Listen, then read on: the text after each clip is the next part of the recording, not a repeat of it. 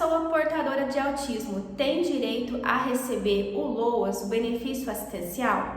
Nem sempre, pessoal. Isso porque o simples fato da pessoa ter essa doença não garante por si só a concessão do benefício.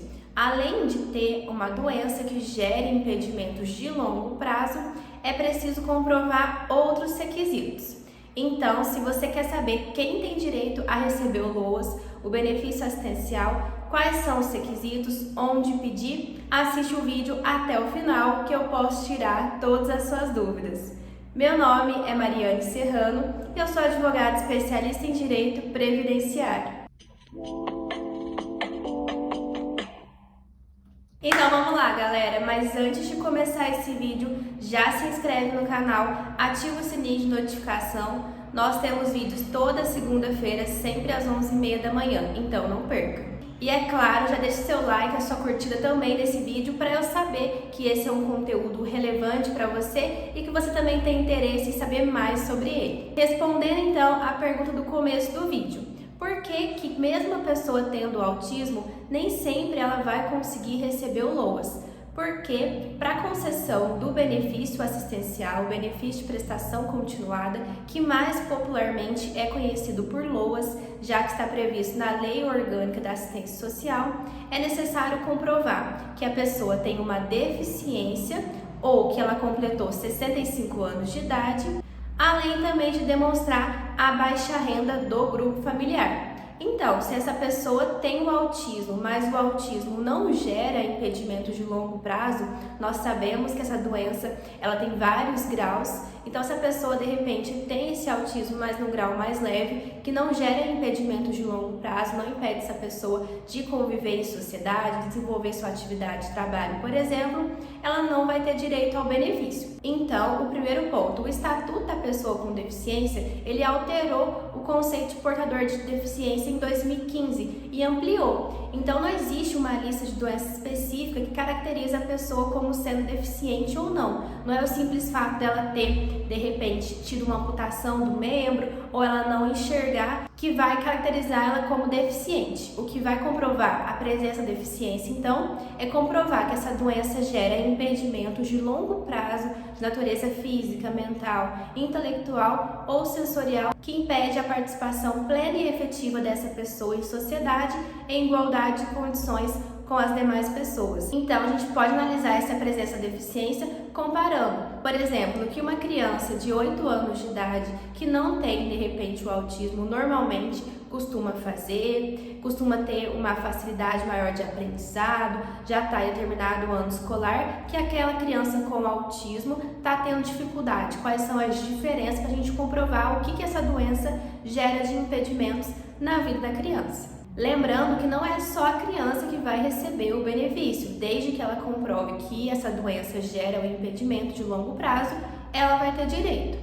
Ou mesmo, então, no caso do idoso, então são dois requisitos, ou a pessoa tem a deficiência, ou ela comprova que ela já completou a idade, que é de 65 anos. E além disso, pessoal, não basta comprovar que já completou a idade ou que tem a deficiência. Além disso, é necessário comprovar que a família em que essa pessoa se encontra está numa situação de vulnerabilidade social, possui então uma baixa renda. Mas aí você me pergunta, doutora, como que eu comprovo quais são os requisitos para saber se eu tenho ou não baixa renda, se a minha família vai estar nessa situação de vulnerabilidade?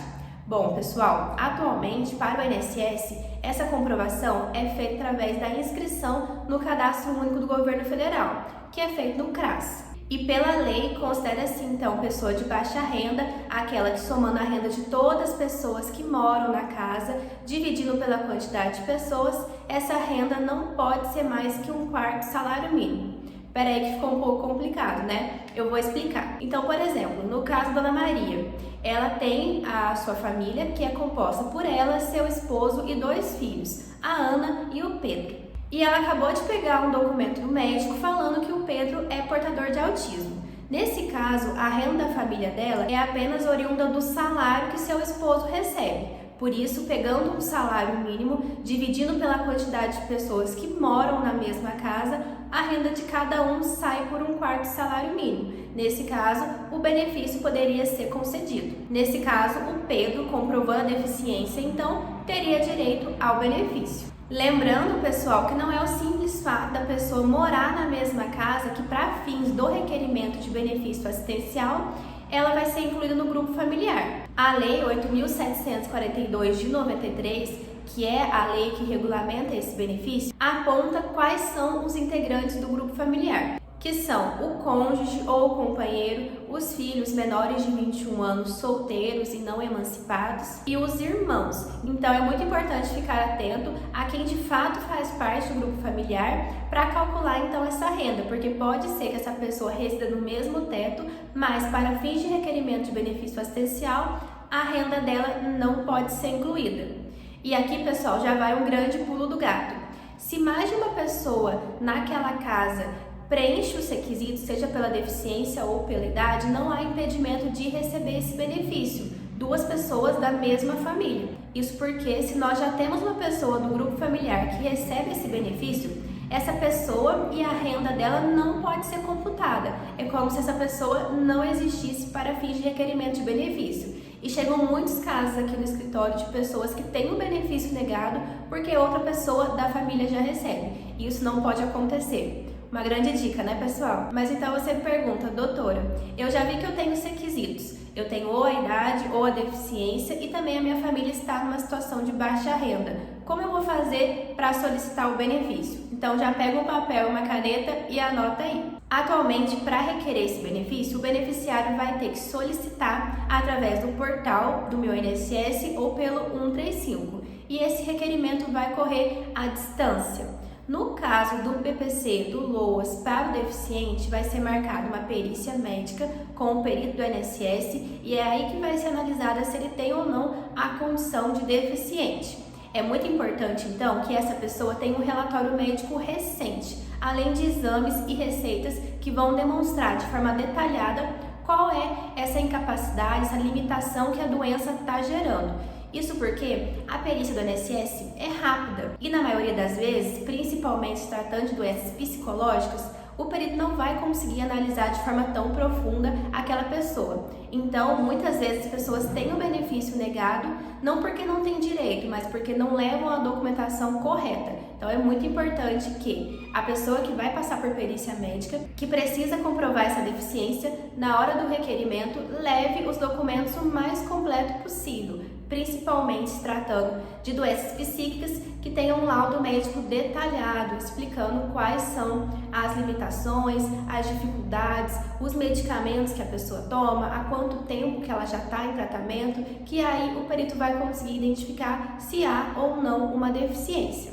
Além da perícia médica, então, vai ser marcada uma avaliação social para verificar as condições da renda da família com uma assistente social. Tudo isso no INSS. Lembrando que no caso do BPC para o idoso não vai ter perícia médica, vai ter só essa avaliação social. Uma outra dúvida que costuma surgir muito aqui no escritório é: doutora, eu fiz o benefício sozinho, tive ele negado e agora não tenho o que fazer, não tenho como recorrer ou para onde eu vou recorrer?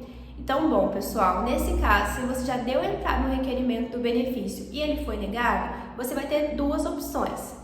Ou você vai apresentar um recurso administrativo direto no INSS e esse recurso tem que ser feito no prazo de 30 dias a partir do momento que você teve ciência que foi comunicado que seu benefício foi indeferido, ou então você pode procurar o Poder Judiciário e ingressar com uma ação judicial.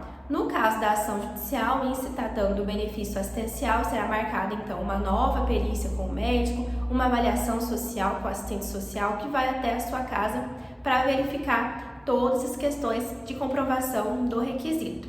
E aqui, pessoal, vai mais uma dica. Isso porque, na Justiça, os juízes começaram a entender que o critério que o INSS usa para estabelecer se a pessoa é ou não de baixa renda, acabava que não tinha como medir se de fato essa pessoa passava por dificuldades, por ser um critério objetivo. Então, na via administrativa, qualquer valor de renda que ultrapasse o limite de um quarto salário mínimo já é negado.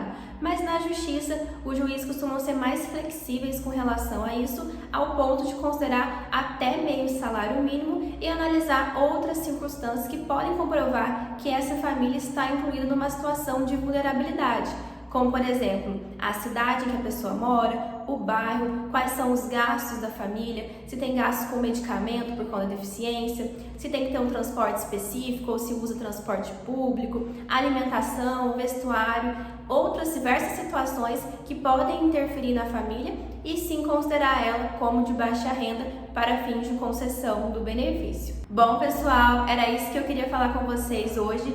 Eu espero que vocês tenham tirado todas as suas dúvidas sobre o LOAS e de fato terem entendido que não basta ter a deficiência para conseguir receber esse benefício. Além disso, é necessário comprovar a renda da família, mas se ficou alguma dúvida, já deixa aqui no comentário que eu posso fazer um próximo vídeo tirando a sua dúvida e também deixem sugestões de temas que vocês querem ver aqui no canal. Eu vejo vocês na próxima segunda. Até mais!